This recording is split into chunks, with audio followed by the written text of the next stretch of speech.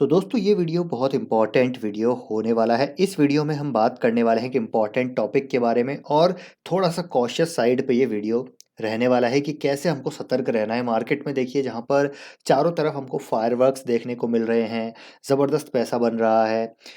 यहाँ पर पैसा तो बन रहा है लेकिन किसी भी वक़्त यहाँ पर दोस्तों दिवाली खराब हो सकती है क्योंकि पैसा अभी मार्केट में आ रहा है लेकिन वो काफ़ी इल्लीगल तरीके से भी मार्केट में पैसा अभी आता हुआ देखने को मिल रहा है। मैं यहाँ पर बात नहीं कर रहा क्वालिटी लार्ज कैप्स की, क्वालिटी कंपनीज़ की, लेकिन यहाँ पर जो एसएमई साइड मार्केट है, जो माइक्रो कैप है, स्मॉल कैप्स है, वहाँ पर कहीं न कहीं चीज़ें खराब होती हुई देखने को मिल सकती है। वहाँ पर कहीं न कहीं एक बबल क्रिएट होता हुआ देखने को मिल रहा है। तो इस वीडियो में काफ़ी इम्पोर्टेंट अपडेट आपके साथ यहाँ पर मैं शेयर करने वाला हूँ और एज़ ए इन्वेस्टर क्या हमको चीज़ें ध्यान रखनी है, कहाँ पर हमको नहीं फँसना है, कहाँ हमको अपना पैसा सेफ लगता है, कहाँ रख सकते हैं, ये सारी चीज़ें मेरे पॉइंट ऑफ व्यू से आपके साथ शेयर करूँगा, तो वीडियो के साथ बने रहिए।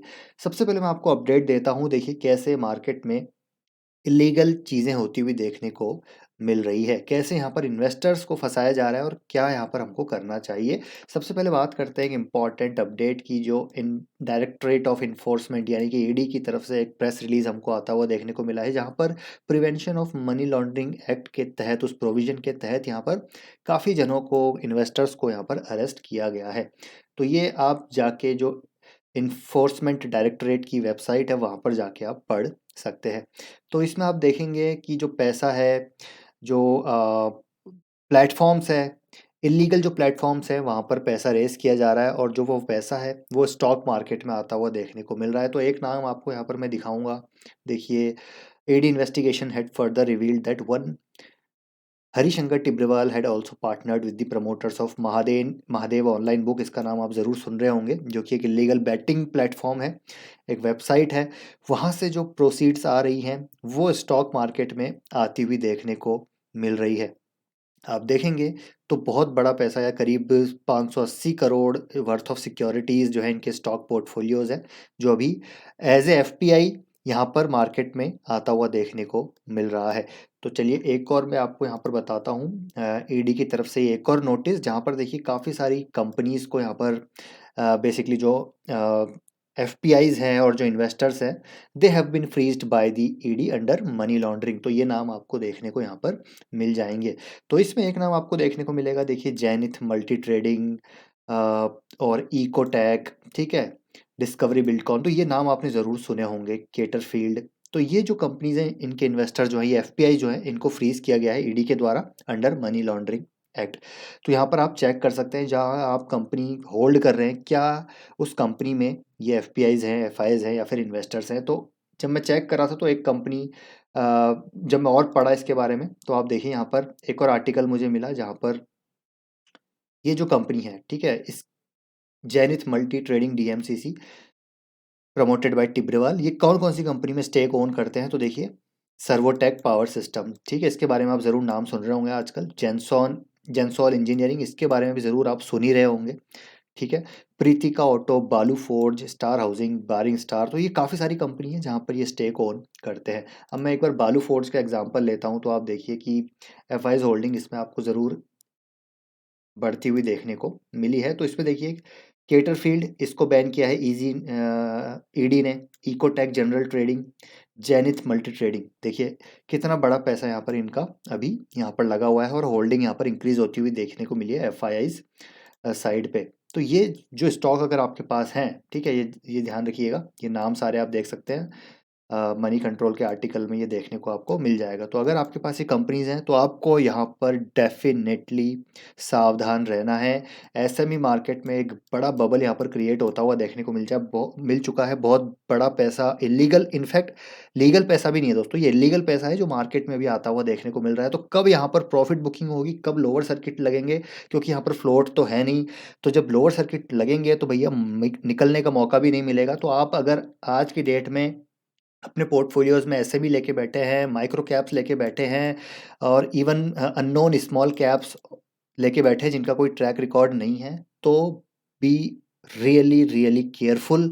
आपको यहाँ पर ज़रूर सावधान रहना है। इसलिए मैं कहना चाहूँगा, देखिए मार्केट की तेज़ी में अपना जो एक कन्विक्शन और जो पेशेंस है वो लूज़ मत कीजिए। अच्छी कंपनी रहेगी, पैसा ज़रूर थोड़ा धीरे बनेगा लेकिन पैसा ज़रूर बनेगा, लेकिन इनमें पैसा डूबने का बहुत बड़ा भी चांस बनता हुआ देखने को मिल रहा है।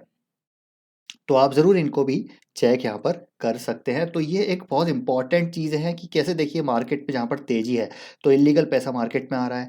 हर तेज़ी में हर कोई अंधा होता होता हुआ देखने को मिल रहा है। पोर्टफोलियो की हालत ख़राब हो चुकी है। बुल मार्केट में क्या होता है कि बुल मार्केट में अच्छी जो बड़ी कंपनीज़ हैं, क्वालिटी कंपनीज़ हैं, वो हमारे पोर्टफोलियो से निकलती रहती है और कचरा धीरे-धीरे बिल्डअप होता रहता है। और बेयर मार्केट में सेम चीज़ उल्टी होती है। तो ये चीज़ आपको ध्यान रखनी है। अगर आप नए हैं तो ज़रूर इसको ध्यान रखिए, और पुराने हैं तो थोड़ा बहुत तो आपको आइडिया हो ही गया होगा 3, 4, 5 सालों में कि क्या करना है, क्या नहीं। तो आई होप दोस्तों ये एक इम्पॉर्टेंट इन्फॉर्मेशन आपके बहुत काम आएगी और अपना डिसीज़न आप एक इन्फॉर्म्ड डिसीज़न आप यहाँ पर ले पाएँगे। अब एक और अपडेट यहाँ पर आ रही थी भैया कि टाटा केमिकल्स को लेकर पिछले कुछ दिनों में हमने देखा कि टाटा केमिकल्स में एक बड़ा हमको रन अप आता हुआ देखने को मिला। उसके पीछे रीज़न क्या था? उसके पीछे रीज़न था कि यहाँ पर टाटा सन्स का आईपीओ आने की जो है खबर चलती हुई देखने को मिल रही थी। ठीक है, टाटा सन्स का आईपीओ आने के बाद टाटा ग्रुप की सारी कंपनीज में एक ज़बरदस्त हमको रैली देखने को मिली, क्योंकि होल्डिंग कंपनी में टाटा केमिकल्स अराउंड 3% का स्टेक ओन करता है और होल्डिंग कंपनी का मार्केट कैप लाखों करोड़ों में है। ठीक है, I think if I am not wrong करीब 8 लाख करोड़ के आसपास का है। तो उसमें 3% कितना हो गया, 24,000 करोड़ के आसपास का स्टेक टाटा केमिकल ओन करता था। और इसी चक्कर में ऐसा लगा कि वैल्यू अनलॉकिंग होगी, स्टॉक हमको भागता हुआ देखने को मिला। लेकिन अब यहाँ पर खबर आ चुकी है कि जो टाटा सन्स है वो कहीं ना कहीं जो ये आईपीओ लाने की बात कर रहा था वो अभी इसको अवॉइड करते हुए देखने को मिल रहे हैं। ये अपडेट आ चुकी है, आप चाहे तो इसको चेक जाके कर सकते हैं। आप देखिए यहाँ पर Tata Sons looking at debt raising to avoid IPO next year. और यहाँ पर जो तेज़ी आई थी, अब वो हो सकता है मंडे के दिन यहाँ पर जो है मज़ा ख़राब करते हुए नज़र आए। जिन्होंने भी यहाँ पर न्यूज़ बेसिस पे बाय किया था तो वो यहाँ पर अभी फंसते हुए नज़र आ सकते हैं। तो इसीलिए देखिए न्यूज़ बेस्ड जो है ट्रेडिंग इन्वेस्टिंग अभी हमको नहीं करनी, क्योंकि मार्केट ओवर हीटेड जोन में है। और डेफिनेटली टाटा ग्रुप अच्छा ग्रुप है, फ्रॉड नहीं करता ये हम मानते हैं, लेकिन अभी आपको चीज़ें को थोड़ा सा समझना पड़ेगा और थोड़ा सा शांत रहना। देखिए मार्केट में कुछ ना करना भी बहुत इंपॉर्टेंट है। मार्केट में हर वक्त कुछ ना कुछ उछल कूद करते रहना, बाय सेल करते रहना, ये भी एक बहुत ख़राब स्ट्रेटेजी है। तो आपको ये लॉन्ग टर्म में समझ आएगी कि थोड़ा शांत बैठना भी मार्केट में ज़रूरी है। और आप देखेंगे रोज़ कोई ना कोई आपको इन्फॉर्मेशन मिलेगी, कोई अपडेट मिलेगी, कोई न्यूज़ मिलेगी, कोई ये स्टॉक बताएगा, कोई वो स्टॉक बताएगा, लेकिन आपको थोड़ा शांति से काम लेना है। ज़्यादा अभी आपको रिएक्ट नहीं करना है। तो ये एक अच्छी स्ट्रैटेजी है मेरे ख्याल से at this point of time. बात करते हैं टाटा केमिकल्स की, तो टाटा केमिकल्स अभी थोड़ा महंगा हो चुका है इस रनअप के बाद। उसके पीछे रीज़न क्या है? उसके पीछे रीज़न है कि देखिए सोडा ऐश के प्राइसेस की मैं बात करता हूँ। सोडा ऐश के प्राइसेस आप देखेंगे तो लगातार गिरते हुए देखने को मिल रहे हैं। देखिए अभी 3 मार्च को 2200 के आसपास थे, अभी 2000 के आसपास आ गए। और सोडा ऐश का जो रेवेन्यू कंट्रीब्यूशन है वो करीब करीब आई थिंक 55% के आसपास है टाटा केमिकल में। ठीक है, मेजर रेवेन्यू कंट्रीब्यूटर है सोडा ऐश और कमोडिटी है और बिगेस्ट प्लेयर है। लेकिन स्टॉक भाग रहा है, सोडा ऐश के प्राइसेस गिर रहे हैं। तो भैया जब सोडा ऐश के प्राइसेस गिर रहे हैं तो इनका रियलाइजेशन यहाँ पर नहीं होगा। तो यहाँ पर कंपनी अभी भी अ, एक स्वीट पॉइंट पे नज़र नहीं आती। अभी भी यहाँ पर लगता है कि यहाँ पर काफ़ी चीज़ें नेगेटिव साइड पे अभी जा सकती है। जब तक सोडा ऐश के प्राइसेस रिकवर नहीं होंगे तब तक स्टॉक में कोई तेज़ी नहीं आएगी। तो ये महंगा स्टॉक है, टाटा केमिकल कमोडिटी है, तो एक लंबा अरसा हमको होल्ड इसको करना पड़ सकता है। तो वो भी आपको सारी चीज़ें देखनी पड़ेगी, समझना पड़ेगा बिजनेस को। तो इसलिए ज़्यादा उथल पुथल नहीं मचानी है भैया, आराम से बैठिए, अपने अच्छे स्टॉक्स को होल्ड करके बैठिए, वक्त सबका आएगा। बस यहाँ पर जो एसएमई हैं, माइक्रो कैप्स हैं, उनको थोड़ा सा ध्यान रखना है। बात करें टाटा केमिकल्स की तो देखिए एक हफ्ते में 35% से ज़्यादा स्टॉक भाग गया है। तो अगर आपका लॉन्ग टर्म नज़रिया है, आपको कन्विक्शन है, यहाँ पर बैठ रहे हैं 5-10 साल के लिए, तो कोई दिक्कत की बात नहीं है। यहाँ से हो सकता है लोअर सर्किट भी लग जाए मंडे को, तो बैठे रहिए। लेकिन अभी मेरे हिसाब से न्यूज़ बेस्ड यहाँ पर रिएक्शन हमको नहीं देना है। थोड़ा शांत रह होने दीजिए, मार्केट को थोड़ी करेक्शन आने दीजिए, तब यहाँ पर बाय करना चाहिए। अब बात करते हैं, देखिए स्टॉक की बात हो गई, पोर्टफोलियो की बात हो गई। मैं लगातार आपसे बात कर ही रहा हूँ कि भैया पोर्टफोलियो में एसेट एलोकेशन का डाइवर्सिफिकेशन बहुत ज़रूरी है। तो मेरे हिसाब से इक्विटी में अब अगर आप 100% इन्वेस्टर हैं, बहुत ज़बरदस्त रिस्क एपेटाइट है आपकी, ड्रॉ डाउन आप देख सकते हैं 40-50% का, तो कोई दिक्कत की बात नहीं, बैठे रहिए भैया। इक्विटी से ज़्यादा रिटर्न कहीं नहीं मिलेगा लॉन्ग टर्म में, ये तो एविडेंट है, ये तो पत्थर की लकीर है। ठीक है, वेरी लॉन्ग टर्म की मैं बात कर रहा हूँ, शॉर्ट टर्म में कुछ भी हो सकता है। Equity is a riskier asset class. लेकिन अगर आपको डाइवर्सिफिकेशन करना है, एसेट डाइवर्सिफिकेशन करना है, तो मेरे हिसाब से at this point of time सबसे पहले मैं बात करूंगा गोल्ड की। गोल्ड में एक मल्टी ईयर ब्रेकआउट हमको देखने को मिला। आप देखिए 2011 के आसपास यहाँ पर जो लेवल थे, 2011 को अभी हाल ही में इसने ब्रेकआउट दिया है, और 2020 के लेवल को अभी इसने एक कंप्लीट वीकली ब्रेकआउट दिया है। आज के दिन भी यहाँ पर अच्छी तेजी है गोल्ड में। तो एक ज़बरदस्त गोल्ड में अपॉर्चुनिटी बन रही है, टेक्निकली भी अच्छा नज़र आ रहा है। और जब इक्विटी मार्केट्स में बहुत ज़बरदस्त तेजी आ जाती है, तो वहाँ पर भी एक गोल्ड अच्छा हेज बन जाता है। ठीक है, थोड़ा सा हेजिंग हमको मिलती है। तो गोल्ड मेरे हिसाब से एक अच्छा डाइवर्सिफिकेशन का यहाँ पर एक एसेट क्लास है जिसमें आप बाय कर सकते हैं। टेक्निकली भी अच्छा लग रहा है, और अगर मार्केट में कुछ करेक्शन आती है तो भी आपको गोल्ड यहाँ पर कहीं ना कहीं एक कुशन देता हुआ नज़र आएगा।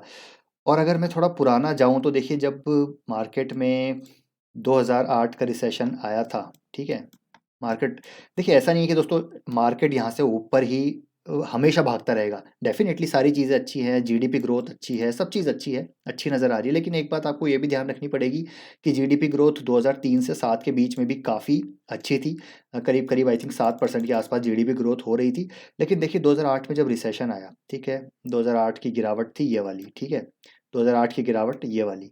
उसके बाद आप देखेंगे गोल्ड में 2008 के बाद क्या गजब का रनअप आया है। ठीक है, मतलब 200% यहाँ पर दो गुना हो गया गोल्ड मात्र 2-3 साल में। तो गोल्ड में ज़बरदस्त रनअप आया था, इक्विटी ने अच्छा परफॉर्म नहीं किया, तो गोल्ड ने हमको यहाँ पर अच्छा एक डाइवर्सिफिकेशन दिया और हमारा पैसा गोल्ड में बना। जिसने भी मतलब ये लगाया था, थोड़ा पास्ट में जाना भी ज़रूरी है क्योंकि हिस्ट्री को समझना बहुत ज़रूरी है।